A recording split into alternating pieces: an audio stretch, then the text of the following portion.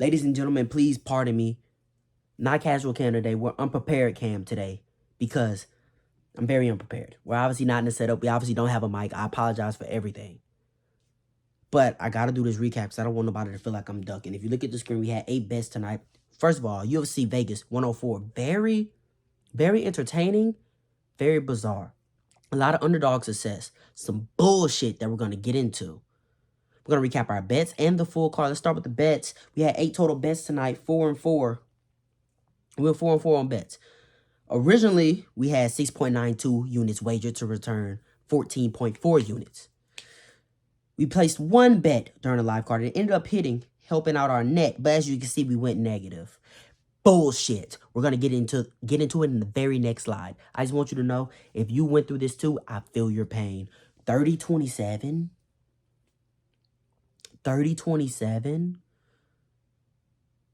One of the casual parlays included Kurt Holloway plus 3.5. It was a 2-leg. Kurt Holloway plus 3.5 and Roman Dolidze plus 5.5. That would have brought us back in total 4.67 units. A profit of damn near 2-something units. We would have been up big tonight. But a judge gave Alexander Hernandez 30-27? That's fucking gross. I thought Kurt Holloway won the fight. So I for sure thought he won a round. The first round, super close, I understand. The second round, Kurt Holloway by far. First 3 minutes, lighting him up on the feet. Alexander Hernandez gets a takedown in the last 2 minutes, does fuck all with it, nothing with it. Third round, obviously, Alexander Hernandez. First round, razor close. Second round, I give it to Kurt. I'm like, oh yeah, plus 3.5. We feeling good.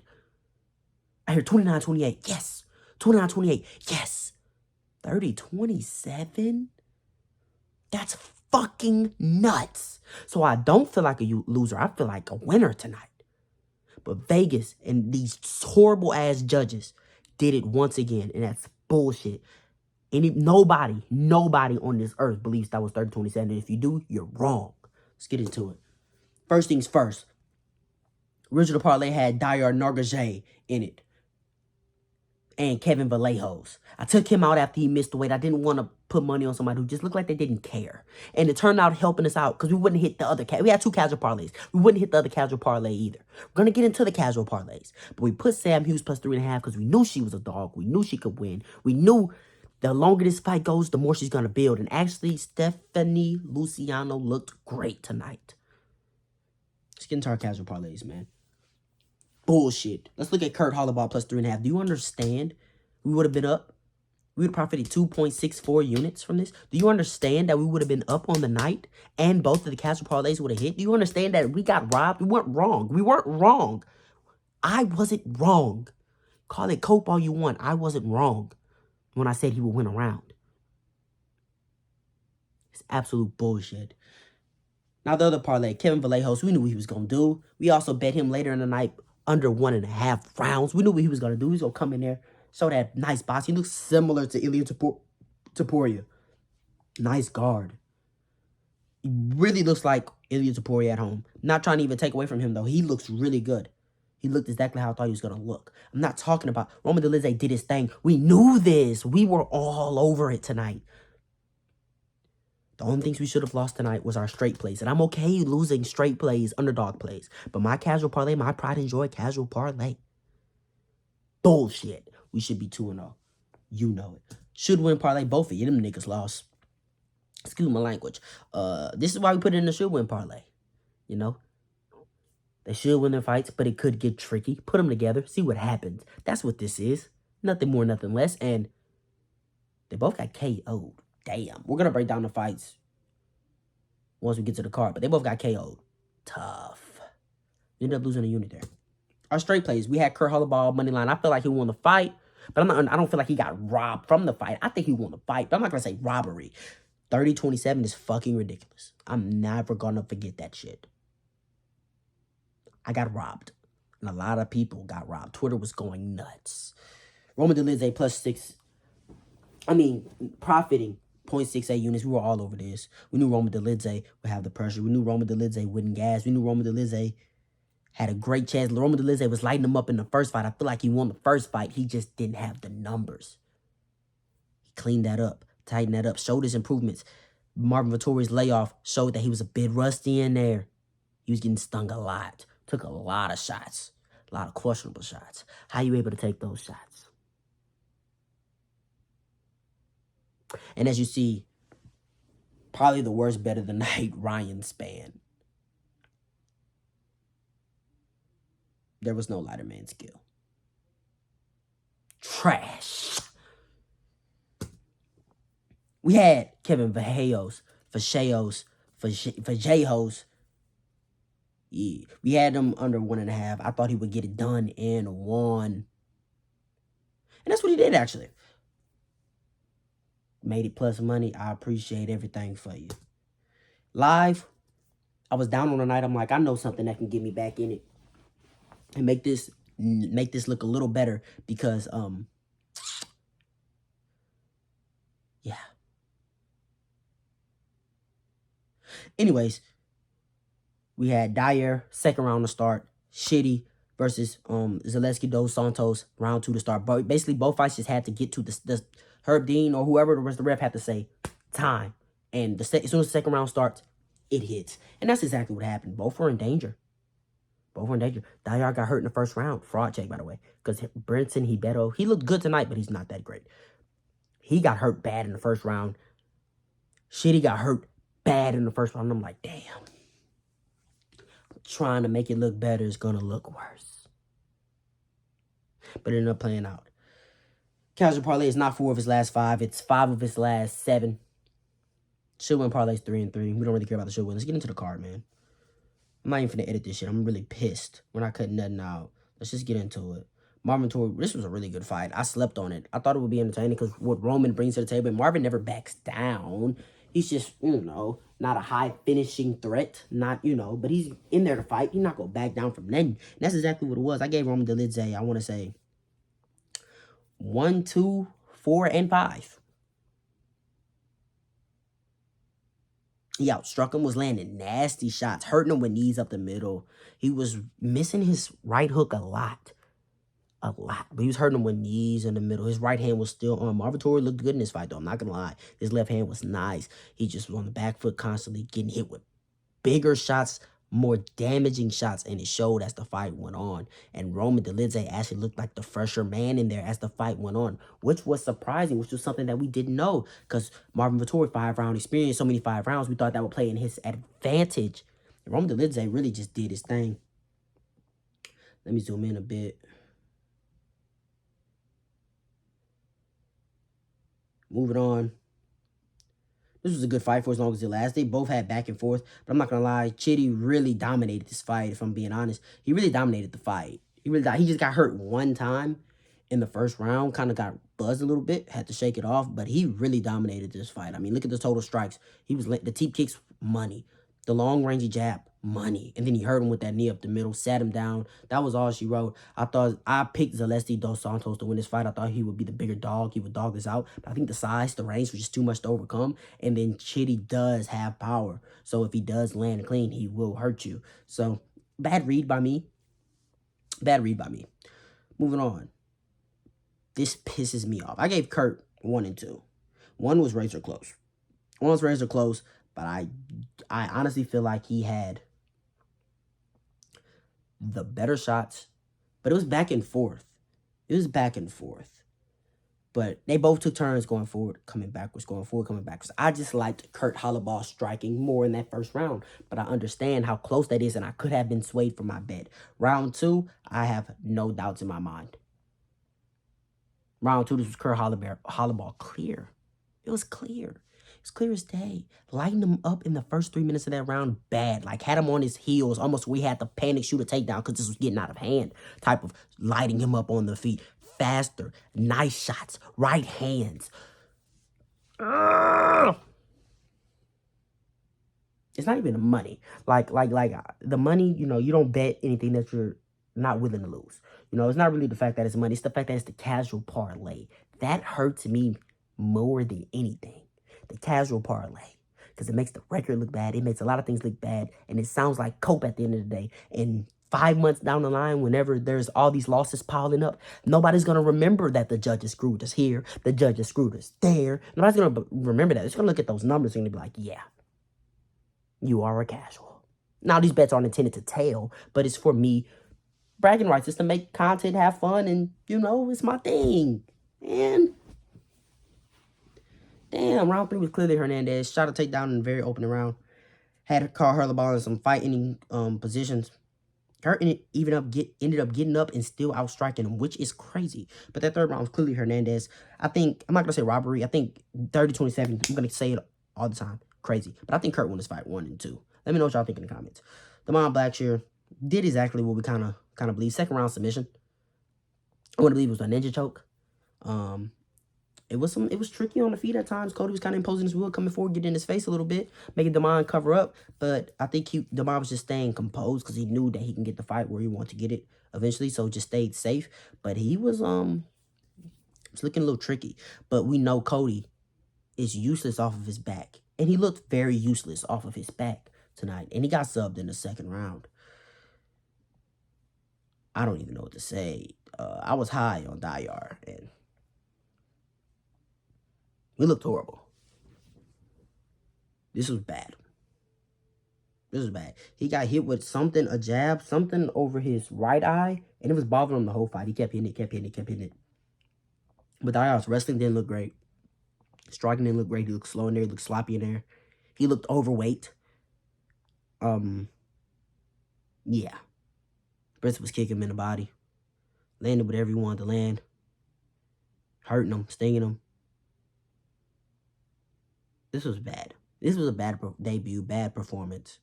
This was bad. In a car where a lot of dogs were coming out on top. Brittany Beto. Big dog comes on top. Not much to break down. Kevin went in there, showed that boxing. Showed that he will be able, once he finds the range and he realizes how close he can get without being in danger, he would just time his explosions, time his combinations, fast hands, ripping to the body, slipping shots, counter over the top, shows some devastating power. Night. Now, I can't overrate your power because it is Suwoo Choi at the end of the day. The guy that's been hurt over and over and over again. But that technique, the shot placement, it was great. It was a really, really good punch. Damn near the perfect punch. Perfect slip. He looked great. Wanted some money today. Helped save the day. My dog. And he called out Gene Silva. Very interesting. That's his only loss on his record. It was a good fight on the Dana White Contender Series. Now he's going to have to work his way up because Gene's about to get into these rankings after he brutally finishes Bryce Mitchell. But this is a good storyline brewing. Ryan Spann, you should have stayed at light heavyweight if you was going to do this. I thought you was going to come up with the speed and the lighter man skill. Waldo was faster. Waldo was in better shape. You were in bad shape, bro. You didn't even have a weight cut. You were in bad shape. You were in bad shape. I mean, you looked fucking massive in there. You were way bigger than him. You were slow. You were out of shape. You were fumbling and bumbling, unbalanced. Dude, you looked horrible. This is a guy who bet you, thought you would win, thought you would really showcase another level in your career, similar to Kennedy Nzejoku. You looked bad, gang. That's embarrassing.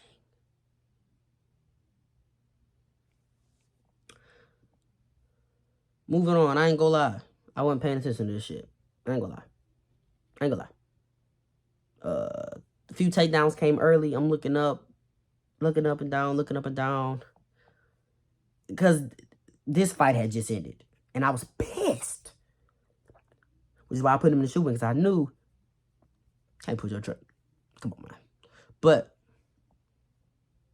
Suyoung Choi took him down 5 times. Once he got him down, kept him there. I was struggling. He looked good. I'm not gonna lie. I'm not trying to call him boring. Grappling doesn't have to be boring. He grappled his ass off. He looked good in there. He did look good in there. He looked a little uncomfortable on the feet, in my humble opinion. Good performance. I'm just hating. I'm hating because of this shit right here. Carlos Vera with a kicking this guy's fucking head off. Jumping on his back. Good night. Carlos looked faster than you. Looked more powerful than you. Had really good footwork in there. Really made me look dumb because I called him a nerd that wants to really be on the ground. And beginning in the first round, it was looking like that. Laying on his back. Come play in my guard. Oh, come lay in my legs, please. But he brutally hurt Musasa and finished him. Like it was nothing. Like it was easy.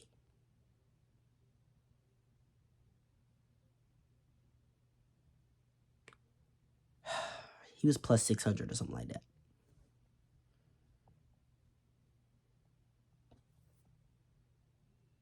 It's the worst when you bet on a big favorite like that and he loses. All right. This was a good fight. This was a really fun fight. We had Sam Hughes plus 3.5. She wanted some money today. Stephanie, I think she's going to be a really good prospect in this division. I think she's going to be good. She's only 25 years old. A lot of room to improve. Her cardio looked really good in there. I thought most of these girls, we see them fade against the Sam Hughes.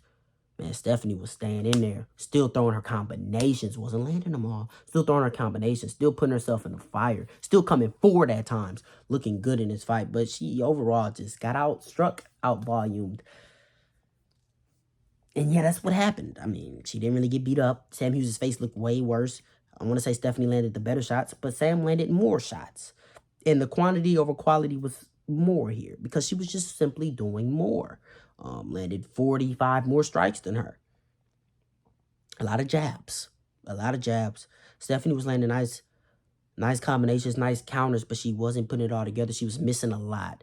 But for her to throw 273 strikes in there and still was ready to go, Stephanie's going to be nice. Stephanie is nice. She's a bit underrated. Don't let her fly under the radar. She had a good performance. Sam Hughes is a tough out. I'm not saying Sam Hughes is championship contender, but she's a tough out. And she looks good in there. Andre Lima brutalized this guy. He earned my trust. Because at first I was scared of Andre Lima. Man, he's super big for the weight class. You never know what his weight cut's going to be. You never know what kind of cardio he's going to have. He's super low output.